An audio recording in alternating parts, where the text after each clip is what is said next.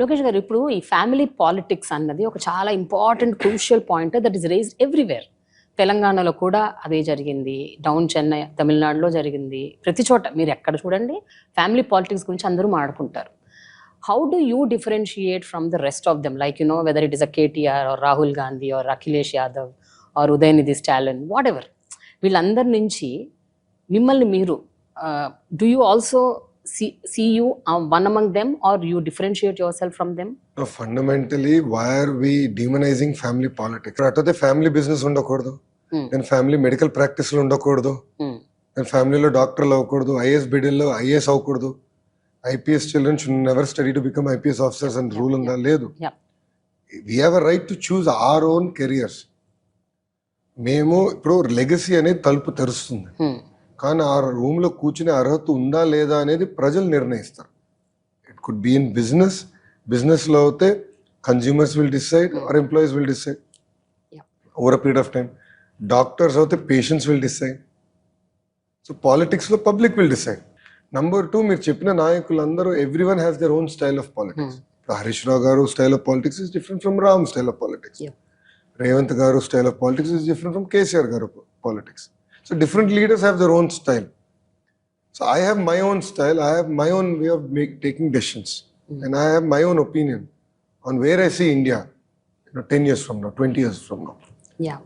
So andike earlier I was saying, $5 trillion economy is such a small target. India has immense potential. We should start talking bigger. Yeah. Each state should be a $1 trillion economy. Like America la ade kada. States are so strong. Correct. So India lo kuda states should become stronger. So అట్లా everyone has their own views and opinions. Exactly. But ఇప్పుడు నేను ఎవరైతే పేర్లు ఇప్పుడు తీసుకొచ్చానో వీళ్ళందరూ కూడా irrespective of the family politics, వాళ్ళు వాళ్ళ క్రెడిబిలిటీ, వాళ్ళ మెరిట్స్, వాళ్ళ అడ్వాంటేజెస్తోనే వాళ్ళు they proved that they are there where they are అన్నట్లు. సో అట్లా మీరు, but you took lot of time when compared to others. వాళ్ళందరూ తీసుకున్న దానికంటే మీరు కొంచెం టైం ఎక్కువ తీసుకున్నారు to get where you are today. మీరు చెప్పిన పేర్లు except for Udhayanidhi, every one of them is 10 years older than me. No, I'm not talking about the age. No. I'm talking about once you plunge into politics. No, it took them 10 years. Ram మంత్రి ఏదని 10 సంవత్సరాలు పట్టిందండి. 10 సంవత్సరాలు పట్టింది. 10 సంవత్సరాలు పట్టలేదండి. Government form అయిన 2 years గా he became government 2014 లో కదా ఫామ్ అయింది. No, but behind that he fought for 7 years. Exactly. No, that's what I'm saying. Different people took their own trajectories, so it's very unfair to compare. It's not equals. We're all fruits, I agree. Yeah.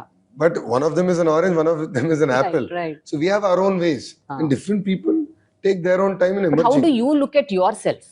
Ante down the lane, ఇప్పుడు everybody says now, okay, the next CM would be Lokesh. No, Chandrababu Naidu అని మీరు అంటారు sir, మేము కూడా అంటాం, public కూడా అంటారు. అంటే there is always a scope that Lokesh would be the CM in future. Lokesh would be the CM in future for all given reasons అని అంటారు. So how do you take that kind of a sentence? No, but these are all hypothetical statements fundamentally. Yeah. See, end of the day, all of us have to create strong states. Strong states will create strong nation. అది నా agenda. So ఒక్కొక్క రాష్ట్రం ఎలా బలోపేతం అవ్వాలి, మొత్తం భారతదేశం అభివృద్ధి చెందాలంటే అన్ని రాష్ట్రాలు సహకరించాలి అండ్ అన్ని రాష్ట్రాలు కాంట్రిబ్యూట్ చేయాలి. I truly believe that. So రాష్ట్రాలను ఎలా బలోపేతం చేయాలి అనేది ఒక లక్ష్యం. దాంట్లో భాగంగా what is the role of ఇప్పుడు డివైడెడ్ ఆంధ్రప్రదేశ్. ఇప్పుడు small state, we are bigger than Telangana but smaller than erstwhile Andhra Pradesh. So how can current Andhra Pradesh be $1 trillion economy? దానికి ఏం చేయాలి? ఆ వ్యూహం ఉంటుంది. రెండోది, ఒక్కొక్క నాయకుడికి ఒక్కొక్క స్ట్రెంగ్త్ ఉంటుంది.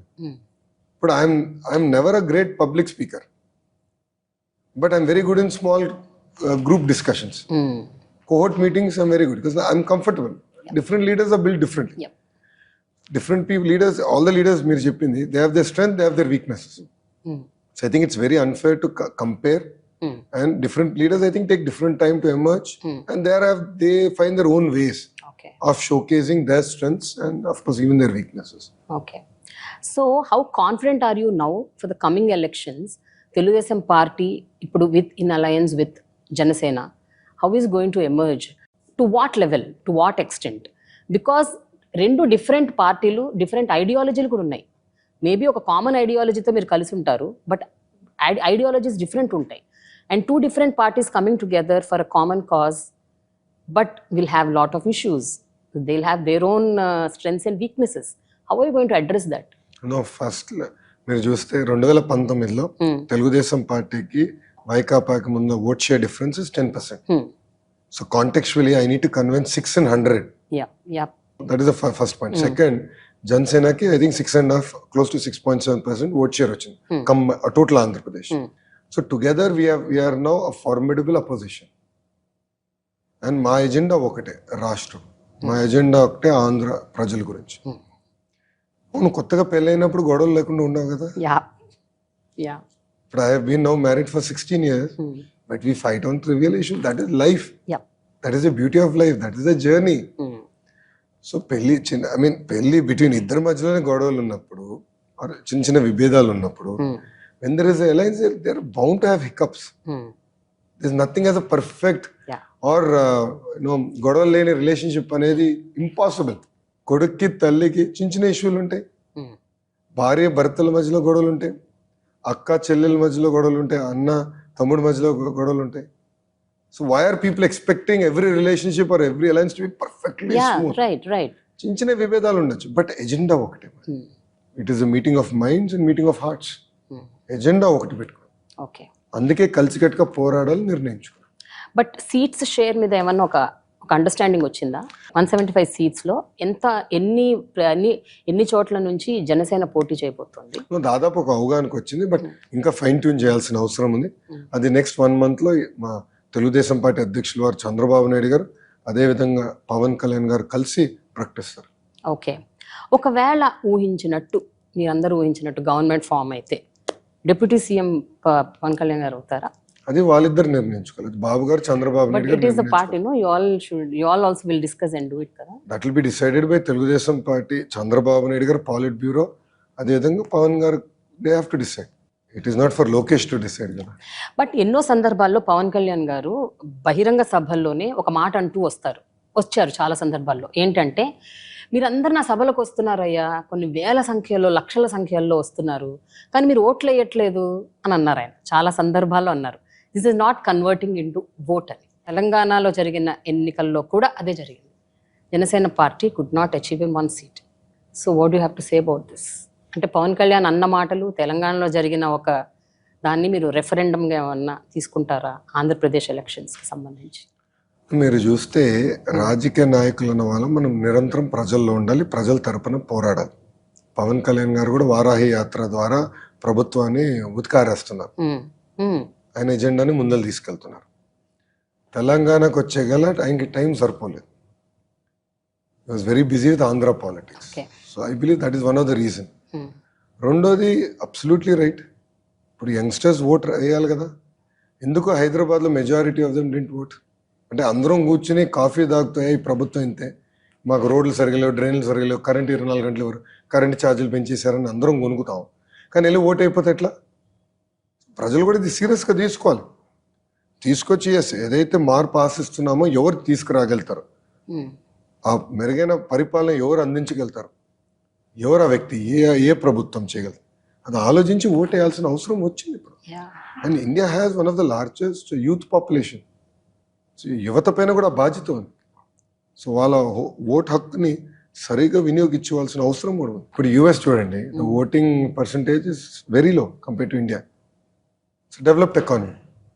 సో చదువుకున్న తర్వాత కంఫర్టబుల్గా సెటిల్ అయిన తర్వాత లైఫ్లో ఏలో గంట లైన్లో నుంచి దానికి మనకి ఇబ్బంది. అదే క్రికెట్ మ్యాచ్ స్టేడియం వెళ్ళి చూసేదానికి 3-4 గంటల నుంచి ఉంటాం. కారు ఎక్కడో పార్క్ చేసి 2 కిలోమీటర్లు నడుస్తాం, కానీ ఓటేసేదానికి బద్ధకం.